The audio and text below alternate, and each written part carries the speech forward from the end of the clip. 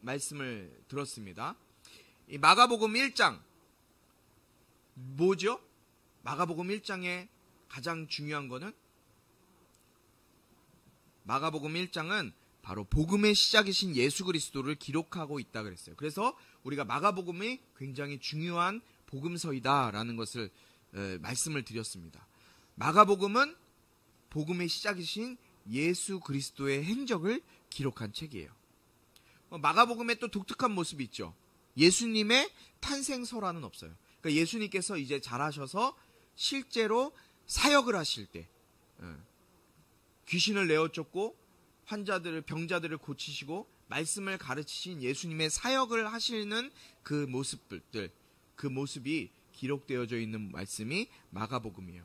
그리고 예수 그리스도 기쁜 소식, 바로 그것은 기쁜 소식은 예수님을 믿는 것이다.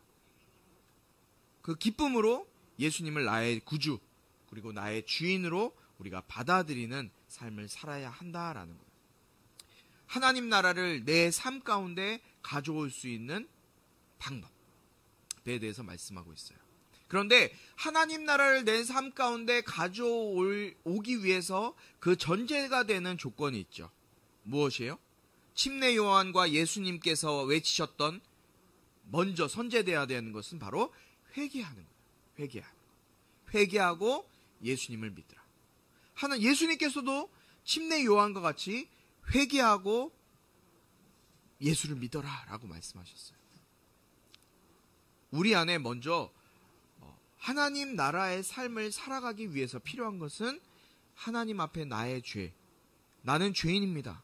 그러나 예수의 이름으로 예수님께서 나를 용서해 주셨습니다 라는 죄 사함의 은혜를 먼저 경험해야 되는 거예요.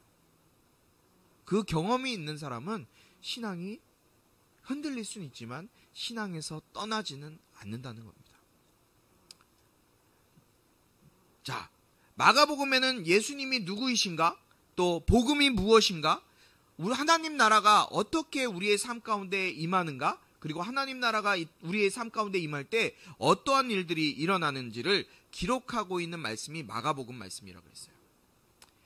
마가복음에 가장 큰 세 가지 주제가 있었어요. 혹시 기억나시는 분 계세요? 제가 말씀드린 것과 동일한 말씀이에요. 첫 번째는 마가복음은 예수 그리스도에 대한 복음이에요. 누구라고요? 마가복음은 누구에 대한 복음이에요? 함께 따라해 봅시다. 예수 그리스도. 두 번째, 복음. 복음이 뭐예요? 복음이 뭐라고요? 복음이 기쁜 소식. 예수 그리스도가 기쁜 소식이라는 거예요. 예수 그리스도가 계셔야 우리 안에 기쁨이 넘쳐나는 소식들이 들려오는 거예요. 예수 그리스도가 안 계시면 기쁜 소식은 일어날 수가 없어요. 여러분, 결국 러시아가 우크라이나를 침공했어요. 제가 지난주에 침공할 것 같다라는 말씀을 드렸었죠. 그런데 이번 주에 며칠 전에 결국은 러시아가 우크라이나를 침공했어요. 왜요? 그 러시아의 푸틴 대통령의 안에 하나님의 마음이, 예수님의 마음이 들어있지 않기 때문에, 예수가 없기 때문에 나쁜 소식들이 들리는 거예요. 세 번째, 마가복음의 주제는 하나님 나라예요. 하나님 나라. 따라해봅시다. 하나님 나라. 세 가지. 예수 그리스도, 복음, 하나님 나라. 자, 오늘 말씀 속에서 크게 두 가지 사건이 기록되어 있는 것을 보게 돼요. 첫 번째 사건은 무엇이냐?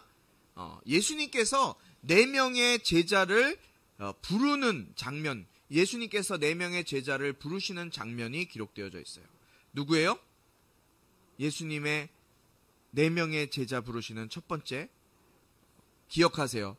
시몬 베드로, 그리고 시몬의 동생이었던 안드레. 시몬과 안드레를 처음에 부르셨어요. 누구요? 시몬과 안드레. 그 다음에 조금 더 가셔서 누구요? 세베대의 아들 야고보. 요한이 또 야고보가 2명이에요. 예수님의 제자 중에. 세베대의 아들 야고보. 누구요? 우리 이걸 잘 기억하고 넘어갑시다. 세베대의 아들 야고보, 그리고 그 동생 요한. 그러니까 4명을 부르신 거예요. 시몬, 안드레, 야고보, 요한. 다시 한번 해봅시다. 시작. 시몬, 안드레, 야고보, 요한. 이게 왜 중요할까요? 목사님, 이게 왜 중요해요? 그래도 우리가 교회 다닌다 그랬는데 예수님의 제자 정도는 알고 있어야 되잖아요. 예수님의 제자가 누구냐? 글쎄요, 이거 12명, 10명 되는 것 같은데요. 이러지 마시고 기억해봅시다. 이제 말씀을 좀 깊이 보도록 하겠습니다.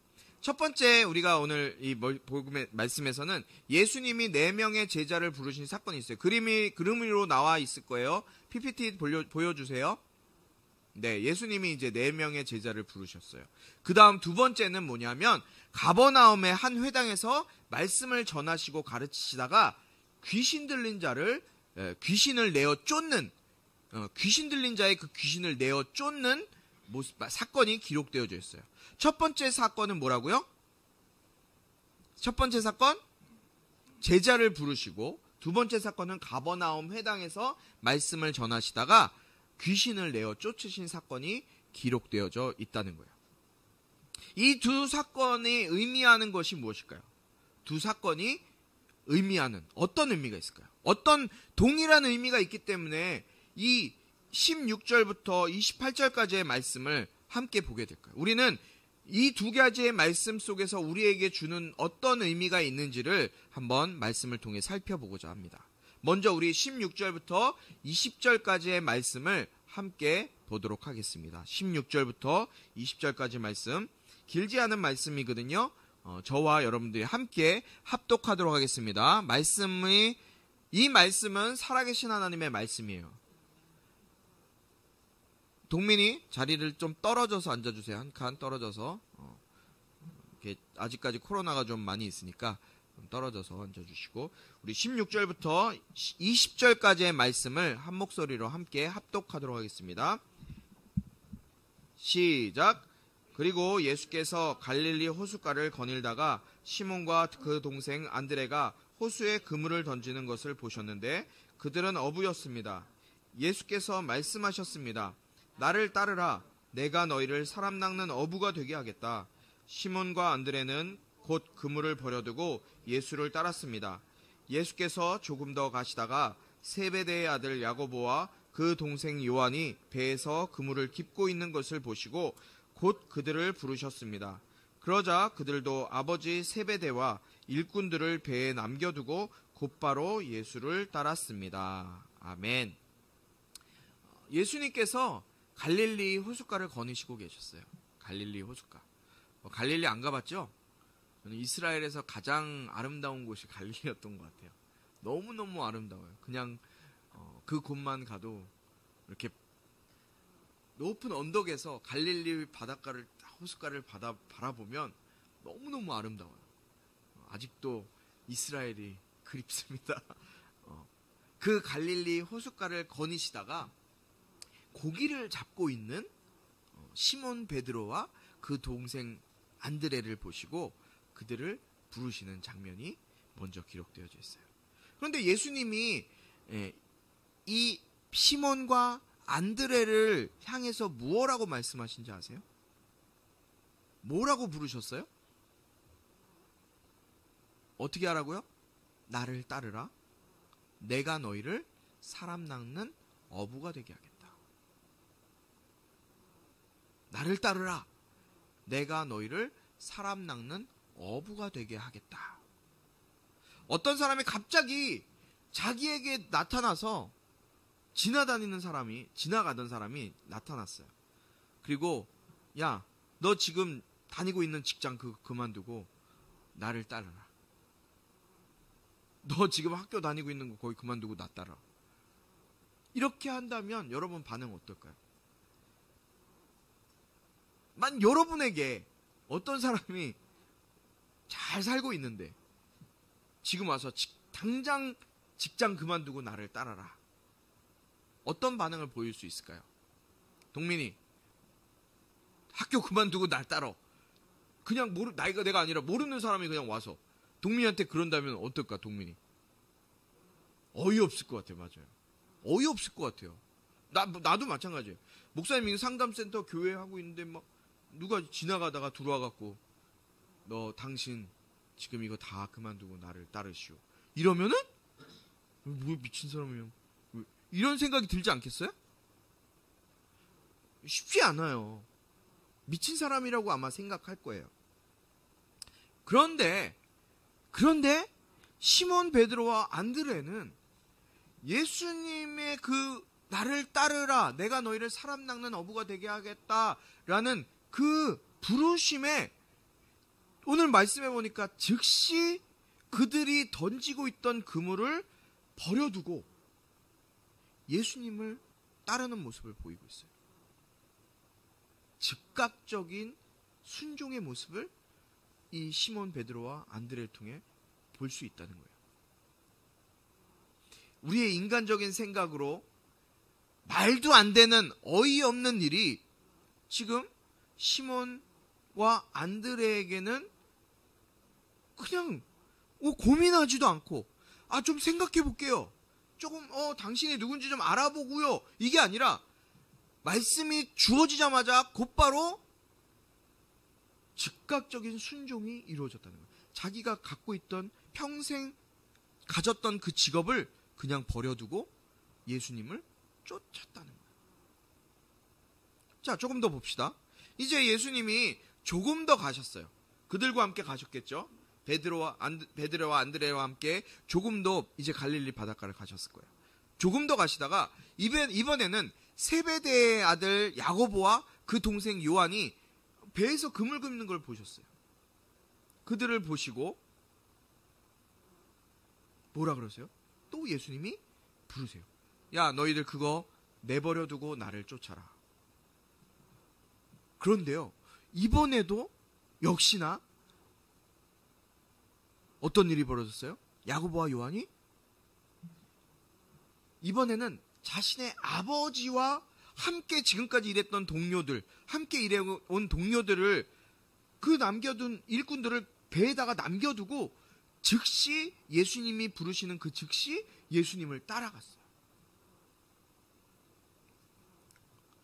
여러분, 이 두 사건에서 예수님의 콜링을 부르심을 받은 이 4명의 사람들의 반응, 어떤 반응이었을까요? 즉각적인 순종이었어요. 즉각적인 순종. 고민하고 상황과 환경을 살피고 이 자기에게 이렇게 제안한 사람이 어떤 사람인지를 두고 보고 알아보고 찾아보고 시간을 두고 한 것이 아니라 이것저것 재보고 결정한 것이 아니라 주님이 말씀하시자마자 곧바로 그 즉시 순종하고 있다는 사실을 여러분들 기억하시기 바라요. 그러면 어떻게 이렇게 그냥 지나던 사람이 나를 따르라 그랬는데 자기의 평생 직장과 가정을 버려두고 예수님을 쫓을 수 있었을까요? 왜? 어떻게 이렇게 즉각적인 순종을 할 수 있었을까요? 이들이 쉽게 따를 수 있었을까요? 우리랑 다른 사람이었을까요? 우리랑 동일한 사람이요. 그런데 왜 이들은 예수님의 그 콜링에 즉각적으로 순종할 수밖에 없었을까요? 한번 생각해 보셨어요? 맞아요. 그들은 예수님 자신을 따르라는 그 말씀에 거역할 수가 없었어요. 예수님의 말씀에 거역할 수가 없었다는 거예요. 왜요? 그 말씀에 권세 있고 권위 있는 말씀이었기 때문이에요. 오늘 말씀해 보니까 그 말씀에 권위 있고 권세 있는 말씀이었기 때문에 그들은 예수님의 말씀이 선포되었을 때 거절할 수 없었다는 거예요. 마치 신적인 권위가 예수님의 말씀 속에 그대로 담겨져 있었다는 거예요. 이것이 이 두 사건을 기록한 마가가 기록한 분명한 목적이고 이유예요. 권세 있는, 권위 있는 말씀은 우리를 순종하게 만든다는 거예요. 여러분, 우리도 권위 있고 권세 있는 사람의 말에 순종해요. 우리 부모님이 말씀에 권위가 있기 때문에 어렸을 땐 부모님 말씀에 잘 순종하잖아요. 나이가 들면 머리가 커져서 순종하지 않을 때가 많이 있는데 어렸을 때는 부모님의 말씀에 순종해요. 또 회사의 상사나 군대의 선임의 말에는 어떻게 해요? 그 말에 권위가 있기 때문에, 권세가 있기 때문에 우리가 그 말에는 철저하게 순종한다는 거예요. 왜요? 그 말에 말하는 사람의 권위가, 권세가 있기 때문에. 그런데 어떤 알지 못하는 사람이 지금 와서 직장을 그만두고 나를 따르라고 한다면 따를 수 있을까요? 못하는 거예요. 왜요? 그 사람이 어떤 사람인지도 모르고 그 사람에게 나에 대한 어떠한 권위와 권세가 있는지 우리가 알지 못하기 때문에 따를 수가 없는 거예요. 오늘 말씀에 등장하는 이 4명은 예수님의 말씀에 거역할 수 없는 권세, 거역할 수 없는 신적인 권위를 보게 되었기 때문에 예수님의 말씀이 선포되어졌을 때 그 즉시 그 말씀에 순종할 수밖에 없게 되었다는 거죠. 이 사건을 통해 발견할 수 있는 하나님 나라는 바로 하나님의 권세로 다스리는 곳이 하나님의 나라라는 거예요. 하나님의 권위로 다스려지는 곳이 하나님의 나라라는 거예요. 그래서 예수님께서 사람에게 하나님의 권세로 명령을 하니까 어떻게 되는 거예요?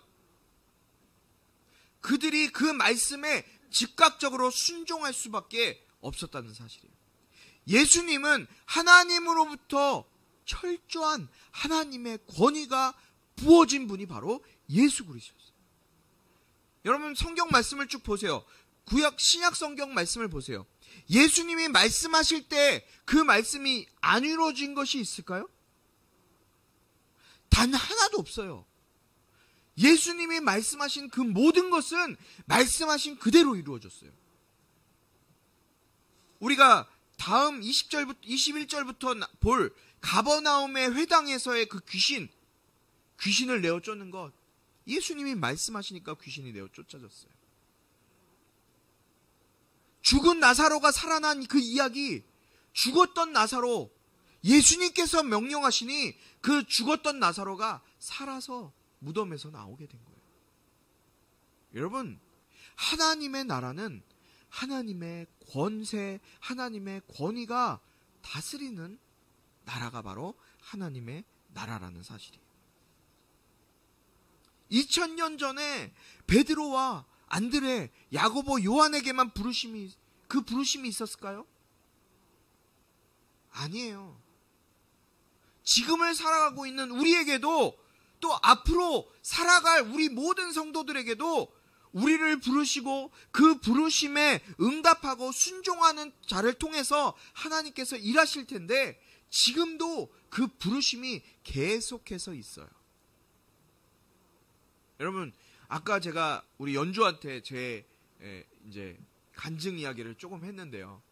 생각해보니까 지금부터 15년 전이네요, 벌써. 지금으로부터 15년 전에 주님은 저 더 이상 제가 거부할 수 없는 말씀으로 주님께서 사용하실 사역자로 부르셨어요. 그리고 저는 그 부르심에 순종해서 나아갔어요. 그때 그렇게 제가 마음을 주님 앞에 내려놓고 주님께서 나를 다스려 주시도록 내 마음을 주님 앞에 드렸을 때 주님께서 저를 사역자로 사용하셨어요. 제가 처음 사역할 때 제가 지금도 제가 첫 사역지 우리 여기 가까운 신성동에 있는 성지제일교회 목사님을 찾아뵙는 이유가 바로 그런 부분이에요. 물론 가까운 곳에 계셔서 제가 명절 때마다 찾아뵙긴 하지만 제가 처음에 정말 아무것도 할 수 없었어요. 저 신학교도 입학하기 전이었어요. 신학교도 들어가기 전에 설교라고는 해본 적도 없고 뭐 길게 기도해 본 적도 없고 그랬던 저였지만 하나님께서 부르셔서 그 부르심에 순종해서 사역자의 길을 가야겠다라는 마음이 들었을 때 순종해서 나아갔을 때 그 성지제일교회를 만났고 그 성지제일교회에서 저를 사역자로 또 써주셨고 순종해서 나갔을 때 제가 아무것도 할 수 없었지만 정말 너무나 그때 기뻐서 나는 사례비 하나도 받아도 안 받아도 됩니다.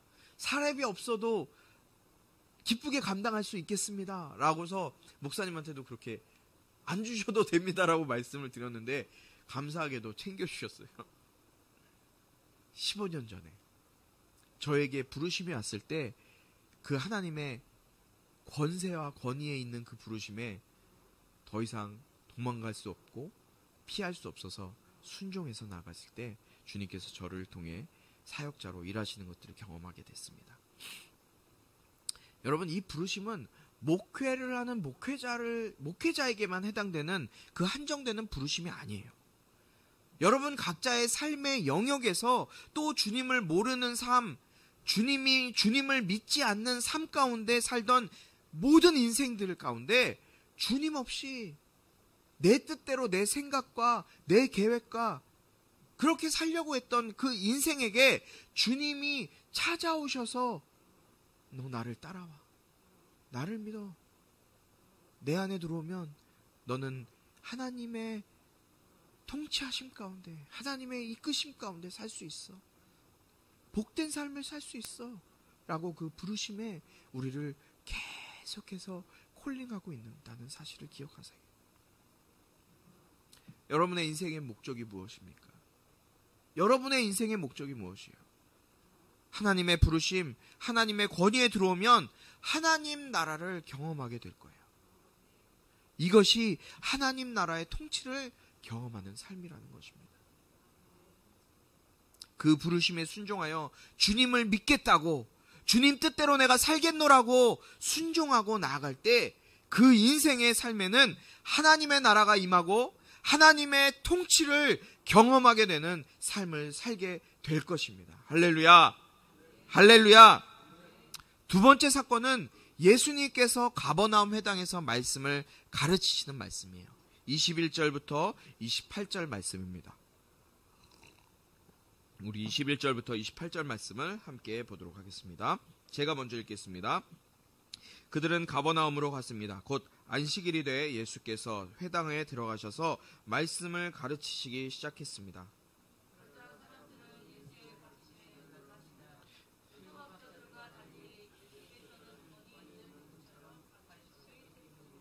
바로 그때 회당 안에 더러운 귀신 들린 사람 한 명이 울부짖었습니다.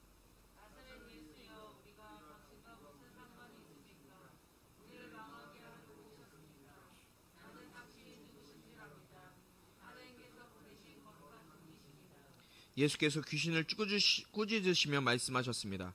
조용히 하여라. 그리고 그 사람에게서 나가와라.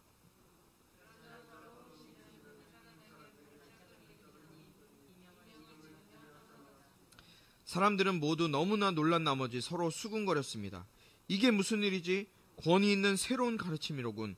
저가 더러운 귀신에게 명령까지 하고 귀신도 그에게 복종하니 말이야. 그래서 예수에 대한 소문이 갈릴리 온 지역으로 삽시간에 퍼졌습니다. 아멘. 오늘 말씀에 보면 사람들이 예수님의 가르치심에 놀라고 있어요.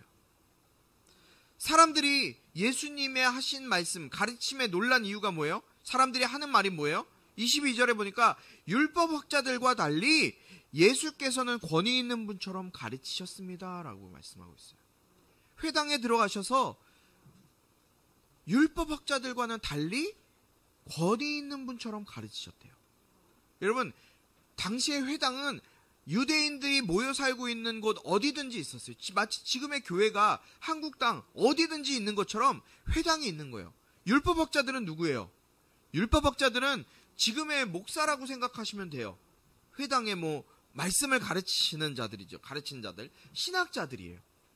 하나님의 율법을 알고 있었고 율법을 가르치는 사람들, 성경을 연구해서 성경에 대해서 빠삭한 지식이 있는 자들. 그렇지만 사람들에게 그냥 말씀만 읽어주는 사람들이었어요. 그 말씀에 숨어있는 의도를 알지 못하고 사람들에게 그냥 그 말씀만 읽어주는 사람들. 그 사람들이 율법학자들인 거예요. 그런데 율법학자들은 하나님의 말씀을 그냥 읽어주기만 할 뿐인데 예수님의 모습은 어땠다 그랬어요? 22절에 율법학자들과 달리 예수께서는 권위 있는 분처럼 가르치셨다 그랬어요. 예수님은 하나님의 권위, 하나님의 권세가 있어서 거역할 수 없는 말씀으로 사람들을 가르치셨다는 거예요. 그 권세 있는 말씀을 사람들은 받아들이게 된 거예요. 그 말씀을 받아들였어요. 그런데 마침 그곳에 귀신 들린 사람, 귀신이 예수님을 보고 울부짖어요. 24절에 봅시다. 나사렛 예수여, 우리가 당신과 무슨 상관이 있습니까? 우리를 망하게 하려고 오셨습니까? 나는 당신이 누구신 줄 압니다. 하나님께서 보내신 거룩한 분이십니다. 말씀을 띄워주세요. 예수님께서 그 귀신을 꾸짖으세요. 뭐라고 꾸짖으세요? 조용하여라. 그리고 그 사람에게서 나오라. 권위 있는 예수님의 말씀이 귀신에게 들려지니 어떻게 되는 거예요? 그 사람에게서 나오라. 그랬더니 그 예수님의 말씀이 선포되자마자 그 귀신이 그 사람에게서 발작을 일으키고 비명을 지르면서 떠나가게 되는 역사를 경험하게 됩니다. 여러분, 이 사람들이 보인 반응이 뭐예요? 이 사람들이 보인 반응 27절 뭐라고 하면서 말합니까? 이게 무슨 일이지? 권위 있는 새로운 가르침이군. 사람들의 반응이에요. 이게 무슨 일이지? 권위 있는 새로운 가르침이군. 여러분, 하나님 나라가 임하게 되면 하나님의 권세로 다스리기 시작하게 되고 하나님의 다스리시는 그 영역 안에서 더러운 귀신들도 순종하고 떠나게 되는 역사가 나타나게 되는 거예요. 여러분, 우리의 심령 가운데 악한 것이 우리를 힘들게 하고 악한 생각이 떠오르고 악한 것들이 우리를 잠 못 자게 하고 더러운 생각이 있을 때 어떻게 해야 돼요? 권위 있는 하나님의 말씀이 예수 그리스도를 통해 주어진 그 말씀이 우리의 입술을 통해 실제가 되어 나타나야 돼요. 그 나타나는 공간은 어떤 곳이어야 돼요? 하나님의 통치가 있는, 권위 있는, 권세 있는 하나님의 통치가 있는 공간이 되어야 돼요.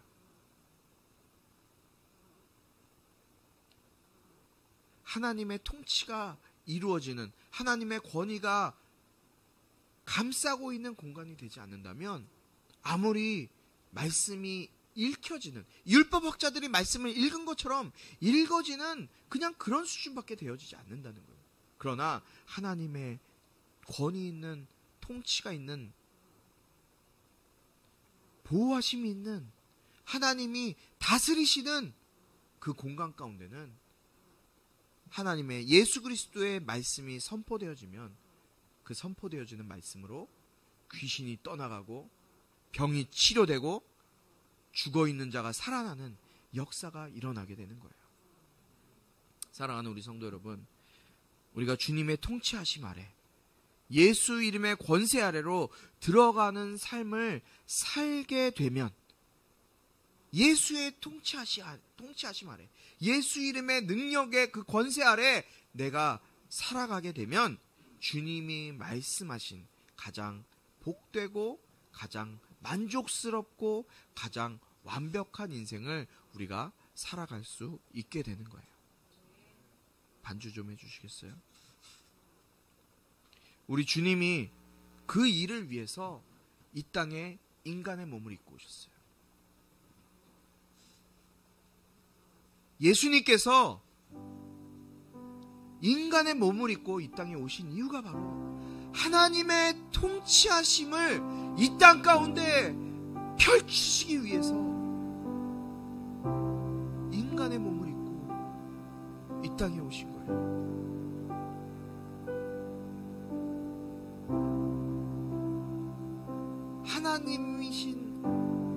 하나님의 본체이신 그 예수님이 이 땅에 인간의 몸을 입고 올 이유가 뭐가 있어요?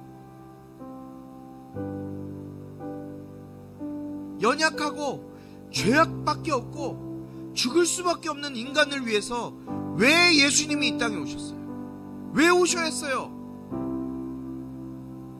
이 땅에 하나님의 통치, 하나님의 다스리심, 하나님의 나라가 이 땅 가운데 임하게 하시기 위해서 예수님이 오신 거예요. 그리고 예수님께서 자신의 몸을 십자가에 들여서 하나님이 통치하신 나라, 하나님이 다스리시는 나라가 되게 하기 위해서 모든 것을 이루셨어요. 주님이 돌아가시면서, 십자가에 돌아가시면서 나무 위에서 하신 말씀, 마지막 하신 말씀, 다 이루었다. 다 이루었다. 주님이 다 이루셨어요. 우리 안에 있는 어떠한 죄악된 모습들 다 용서하셨어요. 예수님의 이름을 믿으면 우리 안에 악한 것들 예수님께서 다 물리치셨어요. 예수의 이름으로 나아가. 그러나 내가 예수 안에 살지 않으면, 예수의 이름에 의지하여 살지 않으면 이 모든 것들이 덧없는 게 되는 거예요.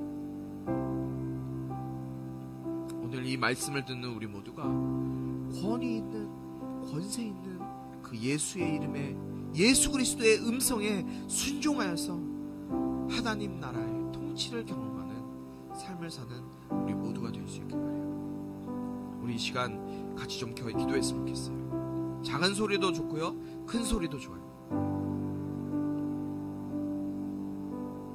하나님, 나를 위해 이 땅에 인간의 몸을 입고 오신 그 예수님, 주님을 통해서 이 땅에 하나님 나라가 이루어졌음을 믿습니다. 그 하나님 나라에 통치하시는 그 삶, 내가 살아낼 수 있도록 나를 붙드시고 그 통치하심 아래 나를 이끌어가 주시옵소서. 우리 주여 한번 부르시고 기도하겠습니다. 주여! 주님, 이 시간 주님의 통치하심 아래 우리를 살게 하여 주시옵소서.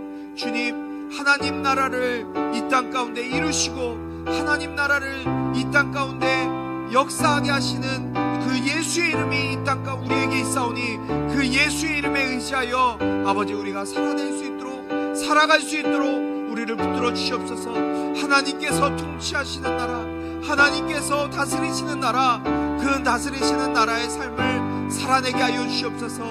주님, 예수의 이름의 능력의 권세를 우리에게 허락하시사오니 그 예수의 이름의 능력의 권세로 우리의 삶이 사라져 나가게 하시고 그 삶을 살아내어 아버지 하나님, 주님께서 기뻐하시는 나라, 주님의 나라, 그 나라의 복된 삶, 주님과 동행하는 삶, 주님이 역사하시는 삶, 주님이 붙드시는 삶, 그 삶을 살아내는 우리 모든 성도들의 삶이 될 수 있도록 인도하여 주시옵소서. 아버지 하나님, 의미를 알지 못하고 깨닫지 못하는 영혼들이 있습니다. 아버지 하나님, 불쌍히 여기셔서 아버지 저들의 귀를 열어주시고 눈을 열어주시고 입을 열어주셔서 하나님의 말씀이 선포되어질 때 저들의 심령 가운데 아버지 하나님 깨달아지게 하시고 이 말씀이 살아서 역사하시는 생명의 말씀으로 주님 앞에 들려지게 하여 주시옵소서. 아버지 하나님, 주님 권위 있는 생명의 말씀, 예수 그리스도의 말씀이 내 안에 있사오니 주님 그 말씀을 의지하여 살아낼 수 있는 우리 모든 성도들 다 될 수 있도록 주님 붙드시고 인도하여 주시옵소서. 하나님 아버지, 감사합니다. 우리를 위해 십자가 지신 그 예수님, 모든 것을 다 이루신 그 예수님의 이름에 의지하여 나가기 원합니다. 주님의 통치하심, 주님의 다스리심, 하나님의 나라가 이 땅 가운데 이루어지는 삶을 우리 한 사람 한 사람이 살아낼 수 있도록 주님 은혜 내려 주시옵소서. 그 삶을 살아낼 수 있는 방법, 예수의 이름을 의지하는 법밖에 없사오니 아버지 하나님, 우리가 다른 것 의지하지 않게 하시고 예수의 이름 의지하여 하나님 나라의 삶을 살아내는 우리 모든 성도들 다 될 수 있도록 인도하여 주시옵소서. 이 시간 빈손으로 나오지 아니하고 하나님 앞에 귀한 예물로, 귀한 정성으로 주님 앞에 드린 손길들이 있습니다. 하나님, 그들의 섬김과 희생, 또 감사를 기억해 주시고 아버지 하나님, 이 예물이 쓰여지는 곳곳마다 하나님을 알지 못하는 영혼들이 하나님을 알고 주님의 나라가 확장되어지는데, 하나님의 다스리심이 확장되어지는데 쓰임받게 하시며 이들의 심고 거두는 하늘의 놀라운 축복의 결실을 맺는 삶들이 될 수 있도록 인도하여 주시옵소서. 예수 그리스도의 은혜와 하나님 아버지의 극진하신 사랑과 성령의 감화, 감동, 치유, 회복, 세워주심의 은혜가 이 시간 예수의 이름으로 하나님 나라의 통치하심, 하나님 나라의 삶을 살기로 작정하고 또 기대하고 마음속에 꿈꾸는 모든 성도들 가운데 지금부터 영원토록 함께하기를 축원하옵나이다. 아멘.